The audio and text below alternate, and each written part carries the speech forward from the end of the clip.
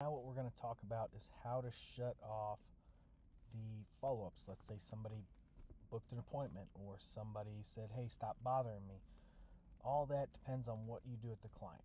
So you can drag the client into different sections. So what we're looking at is the leads pipeline. I can drag them down to lost, and it will shut off all communication with the client.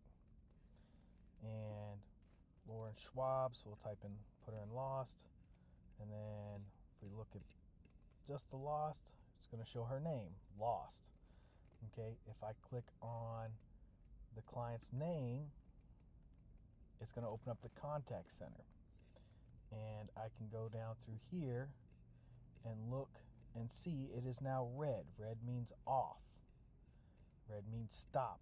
And it shows what happens. Shut off all workflows from dead leads. So that's what's happening right now. Everything is now in the past. So she will no longer get any communication from me. So red means lost, green means go, gray means abandoned or still getting information. So that is one way to do it from the drag and drop section. We can go back to the opportunities. Another way to do that is by clicking on the card, not the name, and changing it from open to lost, and you hit update and it does the exact same thing. It will shut everything off, all the communication, all the text messages.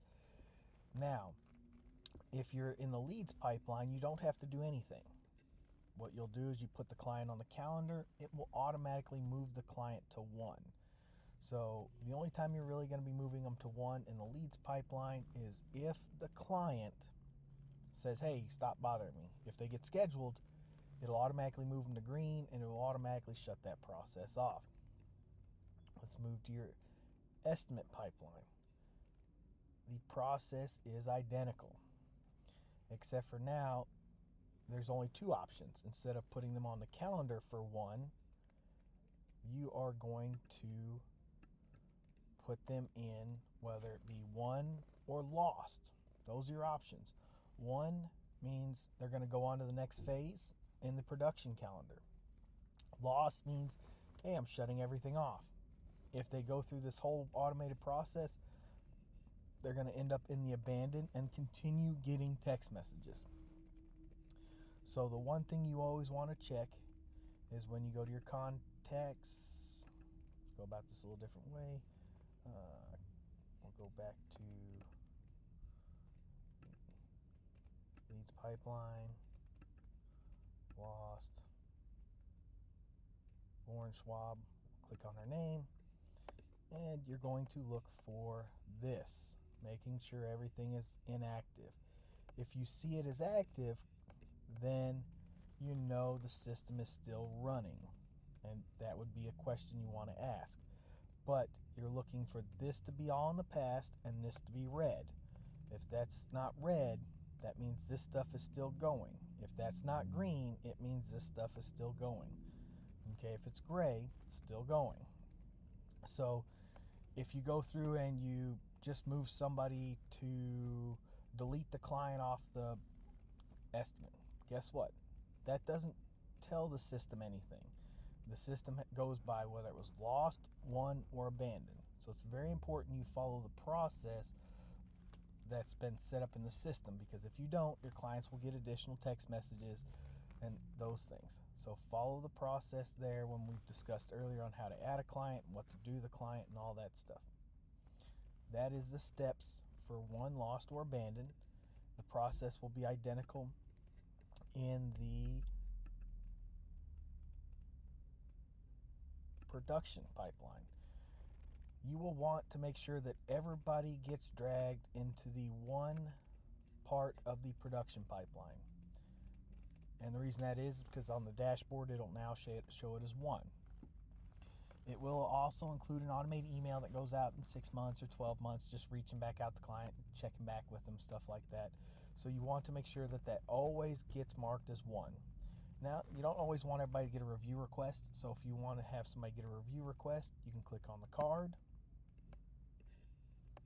And where it says tag, you type in review request. Boom. You hit update.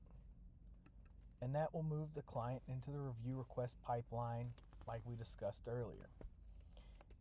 If you have a client who cancels their appointment but doesn't give you a no, I'm not interested, just hey, I just want to cancel the appointment, you'll click on the card and you'll go to canceled estimate follow-up. And what that will do is that will cancel the appointment and it'll stop all the communication with the client and then start again in a week or two, depending on how your system's set up, asking them if they want to rebook.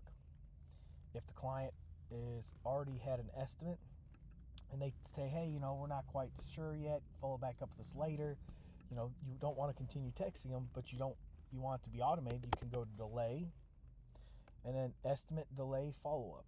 And what that will do is it'll shut off all the follow-up with the client, asking them, hey, you ready to move forward, questions on your project. It will delay that for 2 weeks and then start another texting campaign for once a week for 3 weeks after that 2 weeks. And it's the same with if it's an estimate. Somebody says, hey, yes, I want to get an estimate, but I'm not quite ready yet. What you're going to do is you're going to go delayed lead follow-up. Click on that, hit update, and what that will do is that does the same thing. Shuts off all the communication with the client for 2 weeks and then starts it back up once a week asking if they're ready to rebook that appointment. So some very great tags and how to use those tags along with what they do.